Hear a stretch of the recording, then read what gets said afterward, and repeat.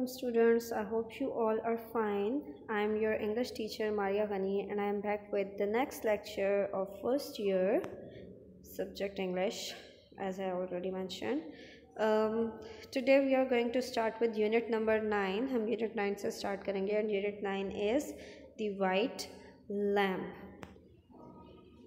Before reading the chapter हम जो है वो about the author देखेंगे. Author का नाम क्या है? सिरो खानज़ादियान. Siro Khanzadian was an elementary teacher who taught in elementary schools in mountain villages of Armenia. अगर आप आर्मेनिया की लोकेशन देखें तो आर्मेनियन जो हमारी कंट्री साइड के एरियाज़ हैं वहाँ पे बेसिकली ज़्यादा माउंटेनियस एरियाज़ हैं, तो वहाँ पे उसको स्टार्ट से ही इसलिए ट्रेन किया गया ताकि वो एलिमेंट्री स्कूल्स में जाके टीच कर सके. He also provided services in World War II. World War II में उसको जो है वो कॉल किया गया था अपनी सर्विसेज प्रोवाइड करने के लिए, जिसमें काफ़ी दफ़ा जो है वो he got injured और वो ज़ख्मी भी हुआ. इसी वजह से उसको जो है वो डिफरेंट प्राइजेज़ भी दिए गए हैं फॉर हिज वॉलर, उसकी बहादुरी के लिए भी.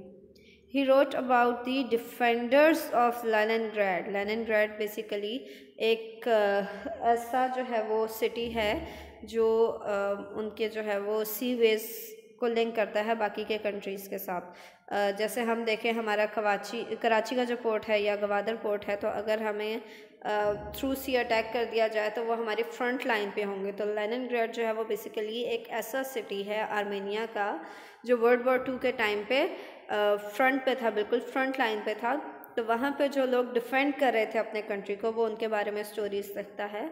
He has published a number of short stories and novels. उसने इसके अलावा भी बहुत सारे जो है वो अपनी शॉर्ट स्टोरीज़ और नॉवेल्स जो है वो पब्लिश कराए हैं. And he belong to a peasant family. Peasants कहते हैं उन लोगों को जो बिल्कुल लोअर लेवल के काम करते हैं. फॉर एग्जांपल हमारे जो फार्मर्स हैं, जो सबसे ज़्यादा काम करते हैं, जो एक कंट्री की बेस बनाते हैं, फाउंडेशन बनाते हैं, लेकिन वो ज़्यादा अर्न नहीं कर सकते.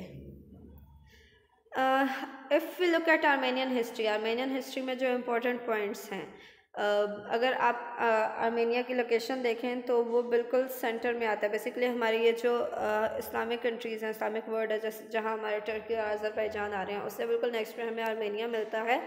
और अभी प्रेजेंटली आर्मेनिया जो है वो रशिया के अंडर है. ठीक है, रशिया की एक स्टेट जो है वो काउंट होता है. सबसे पहले आर्मेनिया को जो है वो रोमन्स ने इन्वेड किया था. और वहाँ पे उन्होंने रूल किया था. उस टाइम पे जो है उसका नाम रिपब्लिक ऑफ आर्मेनिया रखा गया था और आर्मेनिया ने उस टाइम पे बहुत ज़्यादा तरक्की की थी. आफ्टर दैट हमारे पास टर्किश रूल आता है आर्मेनिया में, ऑटोमन रूल आता है. ऑटोमन एम्पायर ने जो है वो उसको रूल किया. उसमें जो हमें सबसे ज़्यादा प्रोमिनेंट जो एक चीज़ मिलती है वो क्या है? वो हमारे आर्मेनियन गेनोसाइड की जो है वो इवेंट है कि वर्ल्ड वॉर I के टाइम पे जो है वो आर्मेनिया में गेनोसाइड परफॉर्म किया गया था. गेनोसाइड क्या होता है कि बहुत सारे लोगों को हम इकट्ठे जो एक ही नेशनलिटी से बिलोंग करते होते हैं, जिन से जो है वो ख़तरा होता है हमारी जो गवर्नमेंट होती है उसको, या जो हमारी किनशिप है उसको ख़तरा होता है कि ये लोग रिवोल्ट कर देंगे गवर्नमेंट के अगेंस्ट या रिबेल कर देंगे, उसके अगेंस्ट बागी हो जाएंगे, आवाज़ उठाएंगे. तो उन लोगों को जो है वो गेनोसाइड में जो है वो सब लोगों को इकट्ठा करके मार दिया जाता है. उसके बाद जो है वो रशियन इन्वेजन आई हमारे पास और फिर एट दी एंड जो है आर्मेनिया जो है वो आज़ाद हो गया. अभी हम जो चैप्टर पढ़ने लगे हैं वो है the white lamb. Let's start with the reading of the chapter. The old gardener हमें स्टार्ट में ही बता दिया गया है. फर्स्ट करेक्टर कौन है? नवसर जो है वो कौन है? वो एक गार्डनर है, ओल्ड हो गया है, बूढ़ा हो गया है. Went down to the spring that welled up under the nut tree to wash and to rest. Spring यहाँ पे बेसिकली सीजन को रिप्रेजेंट नहीं कर रहा. स्प्रिंग किसको रिप्रेजेंट कर रहा है?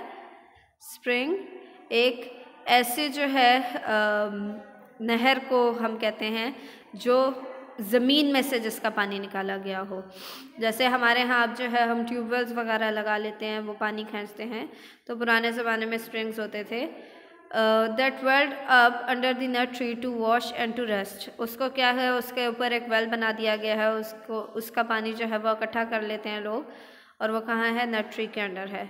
No sooner had he bent down to let the cool water splash on his sunburned face than he heard the team leader calling him, "Hey Nawasard, hurry, your son Arshak is back."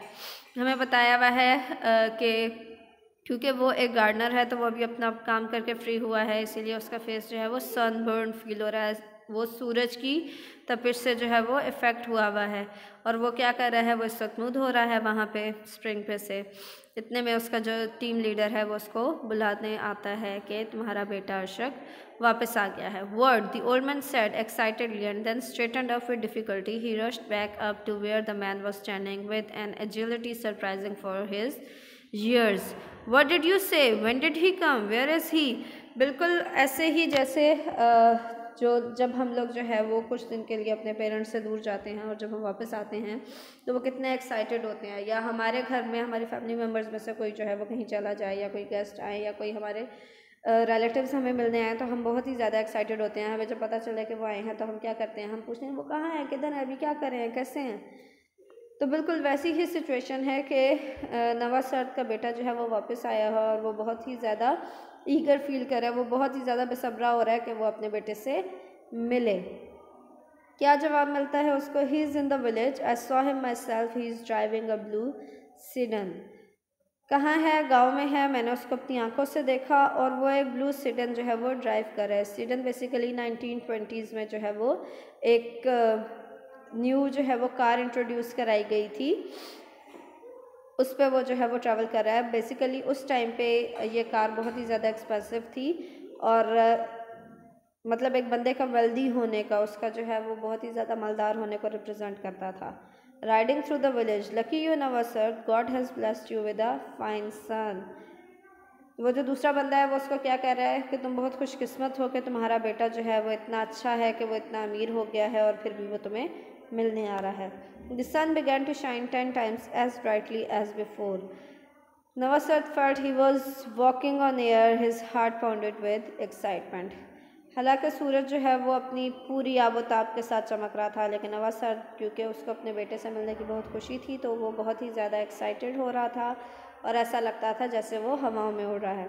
Nawasard seemed to be pondering over something as he looked in the direction of the village, but then turned sharply and ran towards a spot in the orchard instead. He had not seen Arshak for 10 years. वो इसीलिए इतना excited हो रहा है, वो क्यों खुशी खुशी जो है वो उस डायरेक्शन में भाग रहा है जिस डायरेक्शन में उसको भेजा गया है कि वहाँ पे तुम्हारा बेटा जो है वो विलेज में घूम रहा है, क्योंकि वो अपने बेटे से पिछले 10 सालों में नहीं मिला। Each year he would look at the road hopefully and wait. हर साल जो है वो उस रास्ते को, जिस रास्ते से अर्शक ने आना था, उस रास्ते को देखता है इस उम्मीद के साथ कि शायद उसका बेटा वापस आएगा। He had waited patiently and now at long last he would see him. Arshak had come at a good time. Fruit in orchards had ripened and he was still hale and hearty. वो बता रहा है कि हालांकि इतने साल गुजर गए हैं लेकिन जो नवासर्द है उसने बहुत ही ज़्यादा सब्र के साथ अपने बेटे का इंतज़ार किया है, और अब जब उसका बेटा आया है तो ये कौन सा टाइम है? ये वो टाइम है जब सारे के सारे फ्रूट्स जो हैं वो पक चुके हैं, सारे फल पक चुके हैं, फसलें तैयार हो चुकी हैं और जो अर्शक है वो इस वक्त हेल एंड हार्टी है, मतलब वो भी बिल्कुल ठीक है, वो जवान हो चुका है। Navasard had no living relatives left in the village. अब हमें यह बताया हुआ है कि जो नवासर्द है उसका कोई और रिलेटिव जो है वो इस वक्त मौजूद नहीं है विलेज में, क्योंकि वो सब मर चुके हैं, कोई भी ज़िंदा नहीं है। His had not been a happy life, उसकी ज़िंदगी जो है वो एक अच्छी ज़िंदगी, एक खुशियों भरी ज़िंदगी नहीं थी। He had never had any children of his on. ये इंपॉर्टेंट लाइन है कि उसके कभी अपने कोई बच्चे नहीं हुए, फिर भी अर्शक को उसका बेटा कहा जा रहा है। And his wife had died many years before, उसकी बीवी जो है बहुत सालों पहले मर चुकी है। His brother and sister in law had died of hunger during the war. यहाँ पे आपको रेफरेंस दिया जा रहा है वर्ल्ड वॉर 1 की तरफ, कि वर्ल्ड वॉर 1 की क्या सिचुएशन थी उस टाइम की। ये इंपॉर्टेंट पॉइंट है, इसको हम एंड पे इंपॉर्टेंट पॉइंट्स में डिस्कस भी करेंगे कि भूख की वजह से वॉर के टाइम में जो है वो उसके भाई और उसकी भाभी जो है वो मर गए थे, लिविंग एन ओनली सन अर्शक। तो अर्शक क्या है, वो बेसिकली नवासर्द का नेफ्यू है, उसका भतीजा है जिसको वो अपने बेटे की तरह पाल रहा है।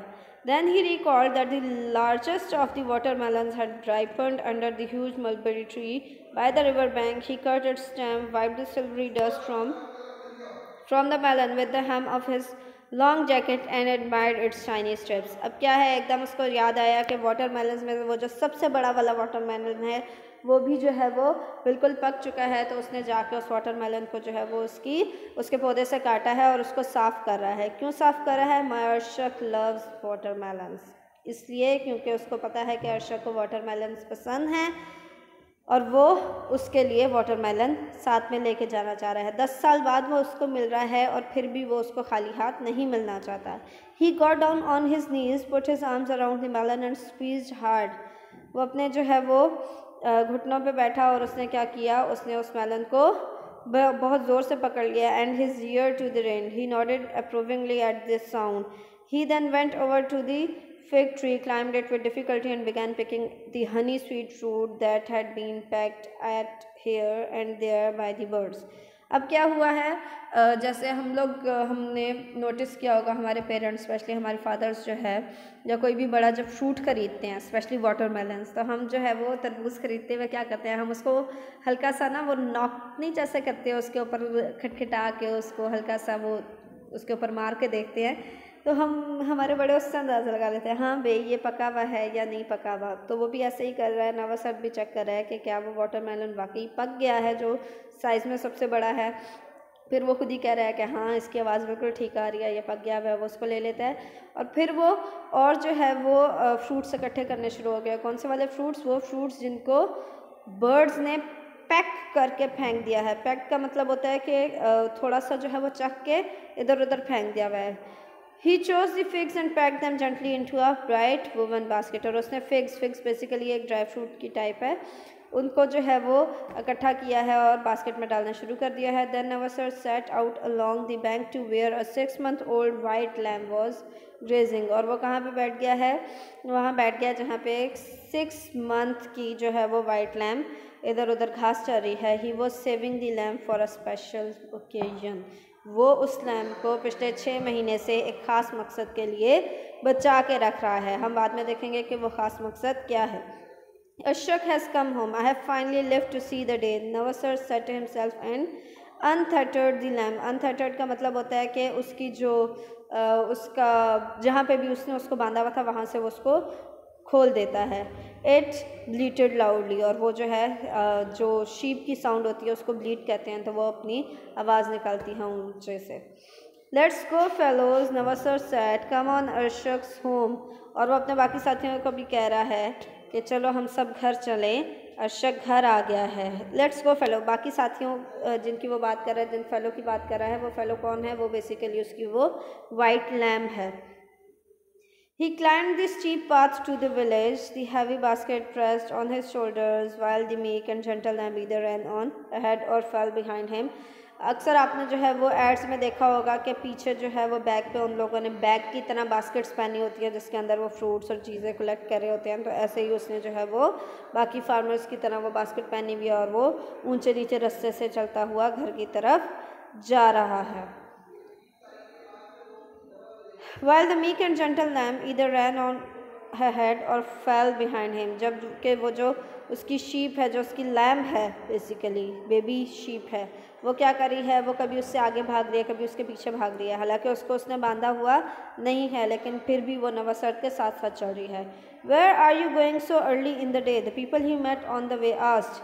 जो लोग भी उसको रास्ते में मिले, क्योंकि वो एक फार्मर है, तो लोग उससे पूछ रहे हैं कि तुम इतनी सुबह सुबह वापस कहाँ जा रहे हो? भाई तुम अपना काम क्यों नहीं कर रहे? तुम्हें तो इस वक्त खेतों में होना चाहिए। Ashok has come home for a visit, the old man would reply proudly। वो सबको बड़ी खुशी से, बड़े जो है वो फ़ख्र के साथ बता रहा है कि मेरा बेटा घर आ गया। On the way, each tree and bush, each stone and spring reminded him of Ashok's childhood। और अब इसमें वो सारी जो है वो डिटेल्स बता रहा है कि उसको घर जाते हुए अगेन वो स्ट्रीम ऑफ कॉन्शियसनेस वाला जो है वो कॉन्सेप्ट आ गया कि इर्द गिर्द जो चीज़ें गुजर रही हैं उन हर चीज़ को देख के उसके माइंड में एक नया जो है वो एक नई मेमोरी आ रही है, नई मेमोरी पॉपअप हो रही है। कि अर्शक अपने बचपन में जो है वो क्या करता होता था। नेक्स्ट पैराग्राफ में हमें पता चलता है that Navasard thought of all the things he had sold to outfit Arshak for the city life when he had sent the boy off to study. और फिर एट द एंड उसको वो ये याद आता है कि कैसे उसने जो है वो हर कीमती चीज़ अपनी बेच दी थी ताकि वो अर्शक को पढ़ने के लिए शहर भेज सके। यहाँ पे हमें जो है वो एक फार्मर की लाइफ के बारे में बताया गया है कि वो लोग जो इतना ज़्यादा अफोर्ड नहीं कर सकते फिर भी बीइंग पेरेंट्स का जो रोल होता है हमारी लाइफ में, वो क्या करते हैं, वो अपनी हर चीज़ कुर्बान कर देते हैं अपने बच्चों के फ्यूचर को बेटर बनाने के लिए। It had been a long stretch but Arshak graduated from the university and had then gone on to study in Moscow. He had risen high in the world. और जो है वो अब खुद पे फ़ख्र महसूस कर रहा है कि मैंने अपने बेटे को बाहर भेजा, और बेटे पे भी फ़ख्र महसूस हो रहा है उसे कि बेशक इतना लंबा अरसा गुजर गया है कि मैं अपने बेटे को नहीं मिला, लेकिन उसका एक फ़ायदा है। उसका फ़ायदा क्या है कि अर्शक जो है वो यूनिवर्सिटी से ग्रेजुएट हो गया है और फिर वो मज़ीद पढ़ने के लिए मॉस्को भी चला गया और वो एक बेहतर इंसान, एक अच्छा इंसान बन के दुनिया में आया है। This is all for today. Inshallah, in our next class, we will be continuing with the reading of this chapter. Till then, thank you so much. Allah Hafiz.